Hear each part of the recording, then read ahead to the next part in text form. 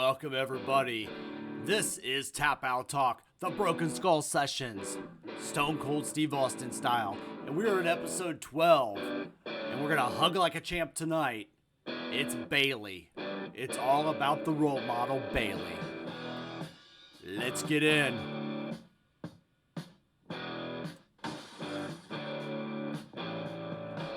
All right, if it's your first time here, this is the podcast of the podcast. I'm going to break everything down for you in a few quick, brief section of the segments versus you investing all the time into watching it. You can decide here, there's some good talking points that will get you enough to go watch the overall podcast on the WWE Network or on Peacock. We start out with Steve welcoming us to the Broken Skull Sessions. Notes why he's talking to one of the hottest properties in sports entertainment and his friend, Bayley.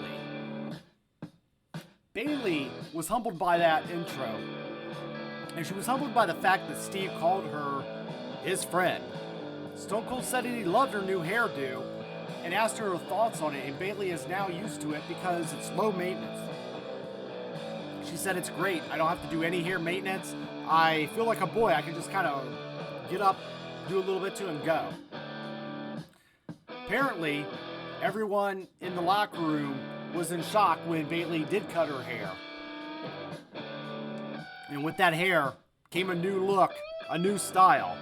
I'm going to say the set is normal for the podcast. I love Bayley's little attire. I'm a sucker for the yin yang.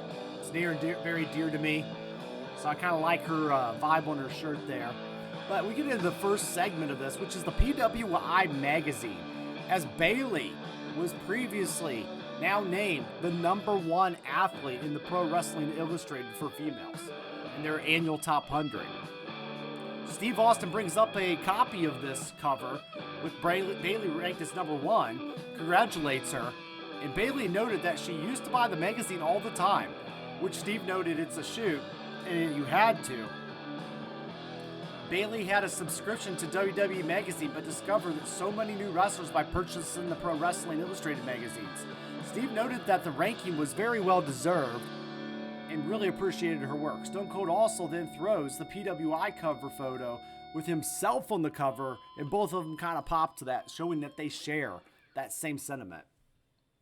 I will say on this one, I remember, now I never had a subscription. My parents wouldn't let me have the magazine subscriptions, but I do remember wandering the grocery store aisles, spending the money that I saved up to buy wrestling magazines that I now proudly display in my home on a magazine stand of all my old issues from the late 80s and early 90s. I also did occasionally peruse and buy a couple Pro Wrestling Illustrateds myself, which did expose me to more of the business.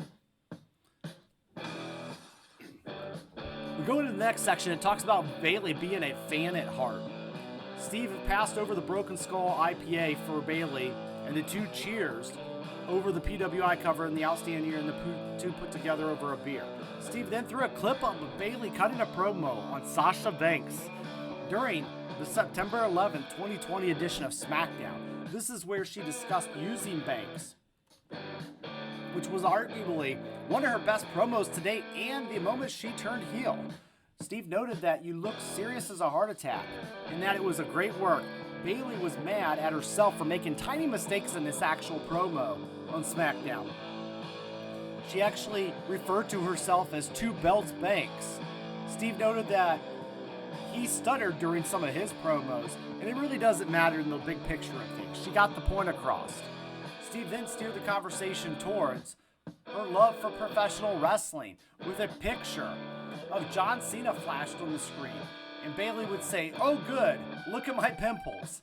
The 2 hours prior to this, I met with Rey Mysterio at the Popeye's Chicken, and my dad took me to meet John Cena right after. Bayley's family really supported her. She notes that she was kind of the weird kid, the weird awkward kid, and they just wanted to support her in her fandom. Very cool picture of her and John here. He even got it autographed. And the fact that she was going around town, she is a fan at heart, proving that statement. Bayley started watching wrestling when she was about 10 or 11, but it wasn't until she saw Lita, Trish, Victoria, and Gail Kim when the actualization of wanting to become a professional wrestler stood out the most in reality. It was Lita who stood out the most based on her unique look. Steve would agree and noted that Lita was cool, but sexy and a badass. And then by the time Bayley wanted to become a wrestler, she was 13. She would attend shows in person and realize that the performers were actually just people. Well, as you guys can imagine, this little fan at heart moment led her right into wanting to train. And train she did. At a convention, Bayley chatted with Big Time Wrestling about signing up. Once she completed high school at 18, she was allowed to attend a wrestling school. Her match transpired 6 months after training. Steve had a great follow-up question with that just to get an idea of her first match, which was frightening since she was the only female in her class at the time. She can hang with the boys. She's Bayley. Bayley doesn't remember bumps hurting too severely, but noted that snapmares and suplexes were difficult since she wasn't correctly planting her feet. Running the ropes was by far the most challenging part, since it would cover her body in bruises to the point where her boyfriend couldn't even hug her. He used to get mad at her all the time, she said. Steve agreed and shared the sentiment that the ropes would tear you up, especially in the beginning when they're tightening them for those bigger guys. It's designed to help those bigger guys up, and then the smaller wrestlers on them, it really kind of can cut into the skin sometimes. Serena Deeb was also brought up in this segment, and who is a reigning NWA World Champion in WWE. Serena was part of the Straight Edge Society under CM Punk, and also was a trainer at the WWE Performance Center. After leaving the WWE, Serena was paired with Bayley as a tag team partner. And so apparently Serena saw a lot of herself in Bayley and just saw something in the kid and really wanted to help her out. Serena was the person who introduced Bayley to Shimmer. Steve asked that due to being such a big fan, if she would pick up more naturally. She said, well, I did watch a lot of Tough Enough. They kind of both agree that maybe wasn't the overall best, but it did give you an idea into the business. And then we get a very old photo of Bayley that she really doesn't remember. It's brought on screen to discuss her being signed by the WWE developmental deal. When being discovered, she received a 3-day trial in LA, and Bayley believes that her leadership helped her since she assisted many others with wrestlings with tryouts. So it's interesting here because Bayley kind of commented on her picture and said, oh, what's this cutesy little face I'm doing? And the way she posed in the actual picture, it actually said that maybe Alexa Bliss took that from her because she's like, oh, I look terrible. But I don't think that was a knock on Alexa. I think it was just a knock on Bayley and what she wanted to be in that character. We get to a point of getting started. So after training, we did get started, and we got started into the whole gimmick creation. The I'm a Hugger gimmick is going to come up. We get some footage from Florida Championship Wrestling, FCW promo class. On March 14th of 2013 is shown, and Bayley admitted that she required so much help with her promos and had no character or no personality whatsoever. She also placed in a separate class for extra sessions. Producers would ask her who she was, and Bayley would just break down crying, emotional. Steve then asked how the hugger/superfan character came to fruition. Steve noted that that's who you are. You basically are you are a sweetheart. Dusty was extremely patient and willing to try anything with her. He put her in front of the camera with Summer Rae on the other side and instructed Bayley to just talk to her, talk about her, do something. Bayley noted it sounded as if though she was in love with her, since it was complimentary to and compared to the dynamic of Mickie James being the stalker fan with Trish, and so she kind of picked up those vibes and tapped into that fandom. Bayley pictured herself as Molly Shannon from the movie Superstar. She kind of went with that. I do see that in her hugger character. She's got a little bit of a superstar type mentality with her. Dusty loved it, and it was the same producer named Chris who also enjoyed it and liked her work. Steve also then asked why everything worked out so well in NXT and suggested it was because you were having so much fun with it. Bayley noted how it came off naturally and it built a real connection with the fans, similar to how Lita created one with her years ago. The tassels of her outfit actually came from one of her fan favorites, Macho Man Randy Savage. And she had never seen a girl wear them, so she said, why not? Let's do that. I think this is the part where she did make a connection with the fans. I think back to little Izzy in NXT, who was Bayley's biggest fan, and how she enjoyed, watching her matches and made a real connection with her for life, and that's huge. Steve then asked about the 4 horsewomen of NXT: Becky Lynch, Charlotte Flair, Sasha Banks, and of course Bayley. Stone Cold asked who came up with the name, and Bayley noted it was Ric Flair. They all took a photo together doing the pose after Ric Flair brought up the name. And Joey Styles, who all worked for the WWE years ago, interviewed all of them together. So it was Ric Flair that coined the phrase and said, "You guys look like the female version of the 4 horsemen." Steve asked him how close you were with all of them. Bayley brought up how she was an outcast of the group.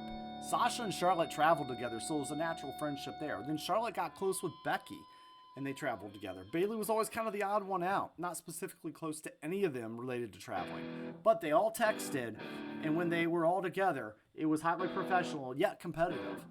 In assessing herself, Bayley believed that she would be the most consistent out of them. She was blown away by Becky and Sasha and marveled at Charlotte's athletic abilities. I find this interesting, right? Because I find myself playing a game with the 4 horsewomen of which one is going to last the longest out of all of them. Sasha, we know, has already left the WWE. I feel like Charlotte may leave the WWE someday. So that leaves me down to Bayley or Becky. Who's going to outlast who? And I do believe that Bayley could be the one that outlasts them all. But we shall see, and time will tell.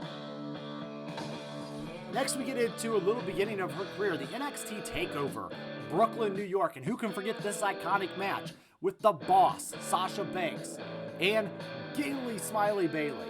Stone Cold throws to Sasha Banks and Bayley in this Brooklyn matchup and points out how it was one of his favorite matches. They walk through the match. Steve brings up how he loves Sasha as a heel, attacking the hand and simply putting sympathy on Bayley. Bayley noted, "We want to be the Rock and Stone Cold of NXT," and how she could wrestle in front of this crowd every night if she could. The crowd was just so amazing. The two put over the crowd and the false finish. And again, Steve pointed out how it was one of his favorite matches in recent memory that he's gotten to watch.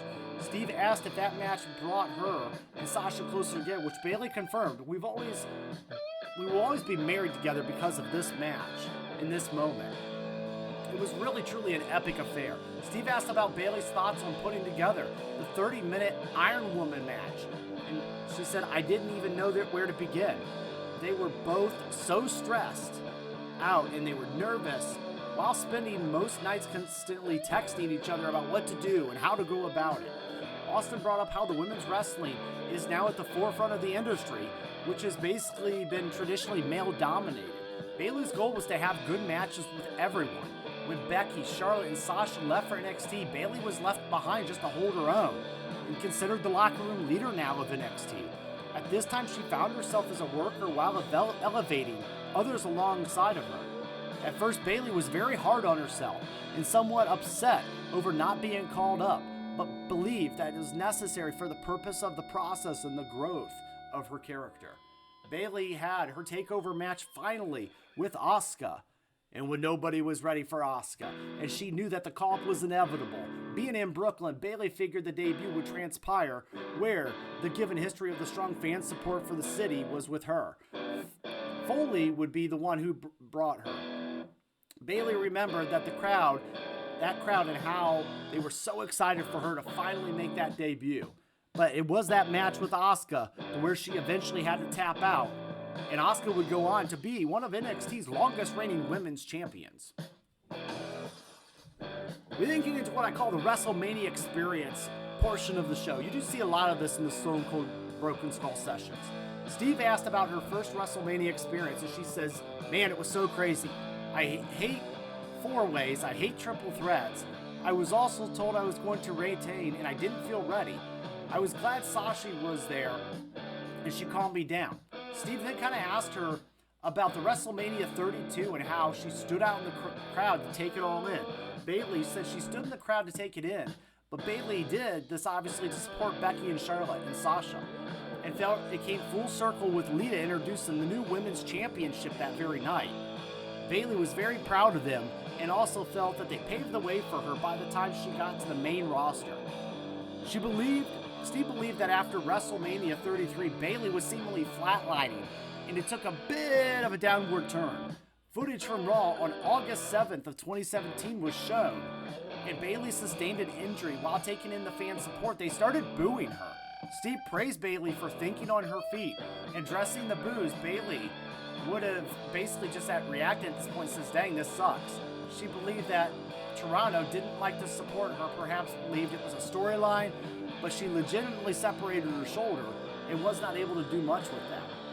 Following this, Bayley was hurt by the reaction and couldn't figure out why the crowd didn't like her anymore. The hugger character was starting to grow old and tired. Bayley believed that the bosses at the WWE couldn't see Bayley placed in a position of TLC or cage matches compared to the others like Charlotte and Sasha and Becky that they were already receiving these big opportunities. Instead, she was provided with a silly segments or matches that fit her character. Steve brought up tag team championships with Sasha. She enjoyed the elimination matches. It was also one of Bayley's proudest moments when she and Sasha fought for those titles to be introduced. These matches were also meant to be more popular for the women and for the opportunities and the spotlights they were given. Attention then turned in the conversation to WrestleMania 35, where Bayley and Sasha would lose the titles to the Iconics eventually.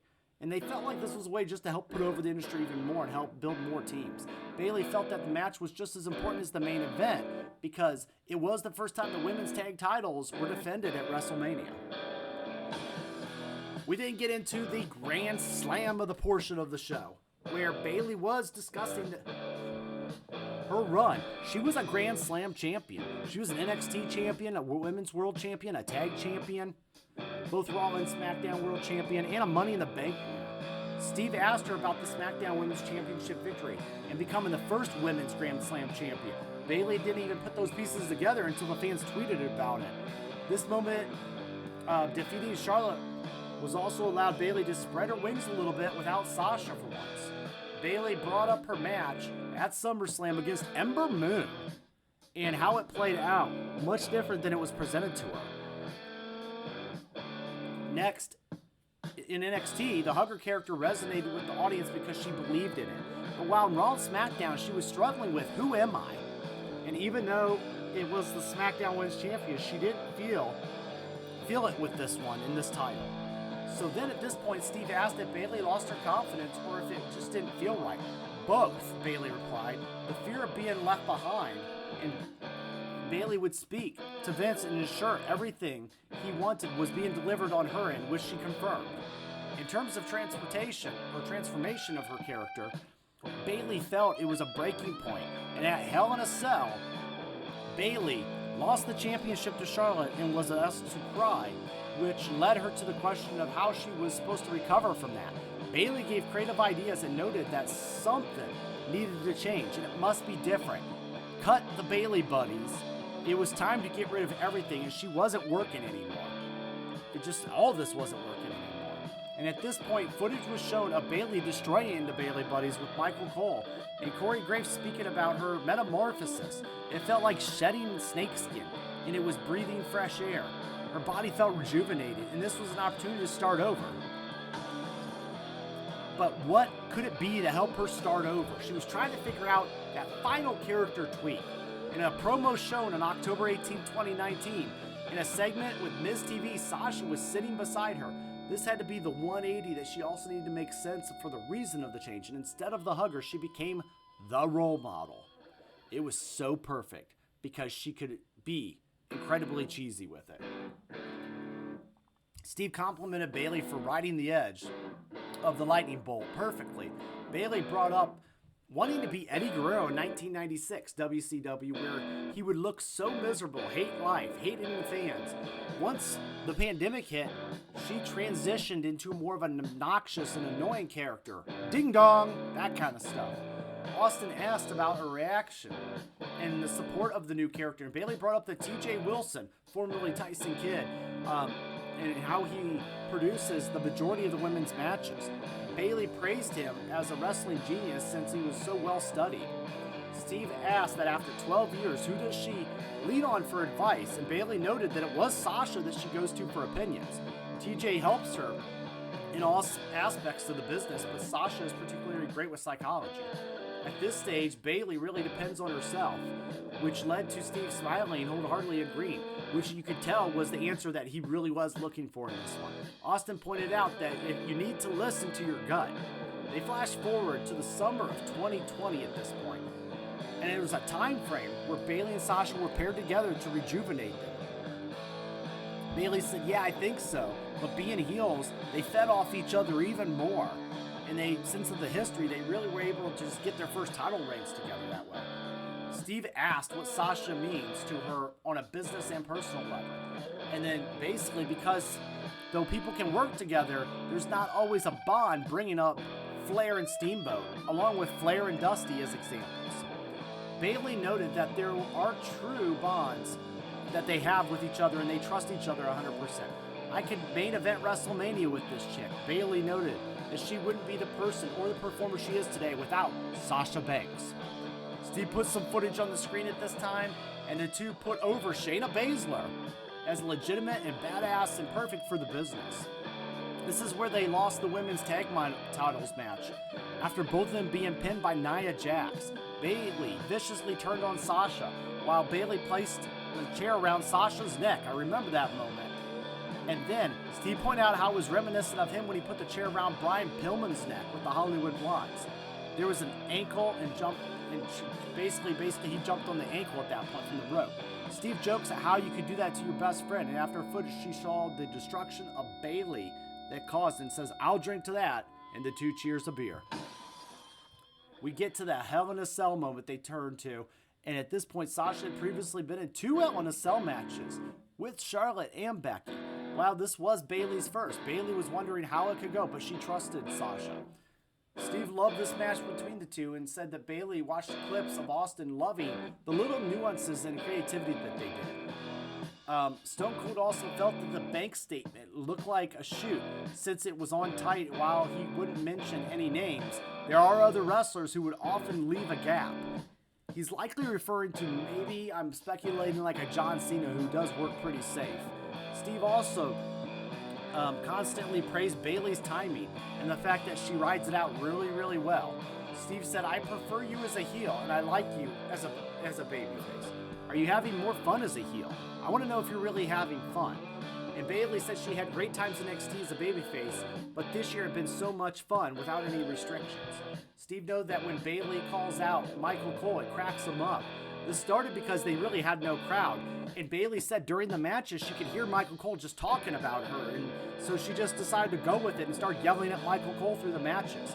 Bayley would end up holding the women's championship for roughly a combined reigns of roughly about 500 days, which was unheard of in the modern day era. Old Bayley would have never been able to participate in a Hell in a Cell match, or her goal would have been very, she wants to be consistent and wants to be able to do what the other girls are doing.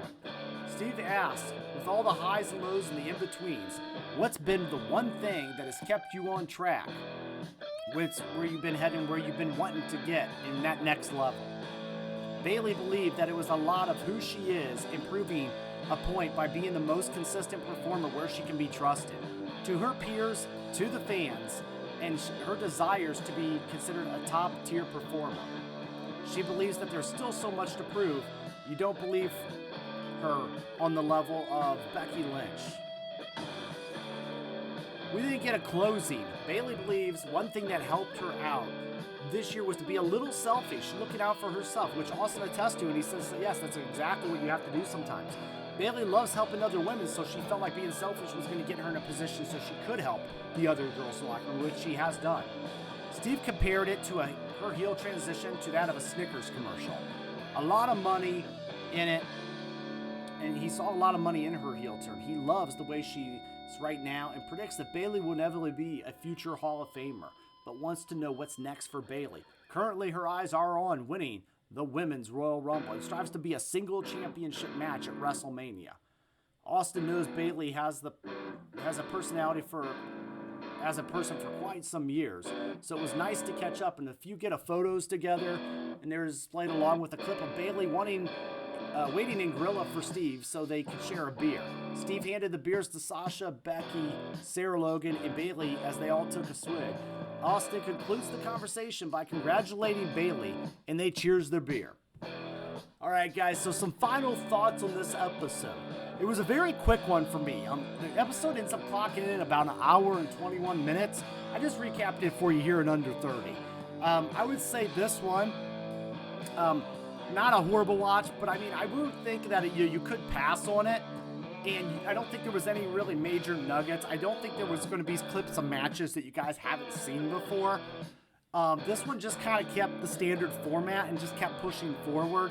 I didn't feel like there was any really personal stories about Bayley, other than maybe some of the earlier stuff.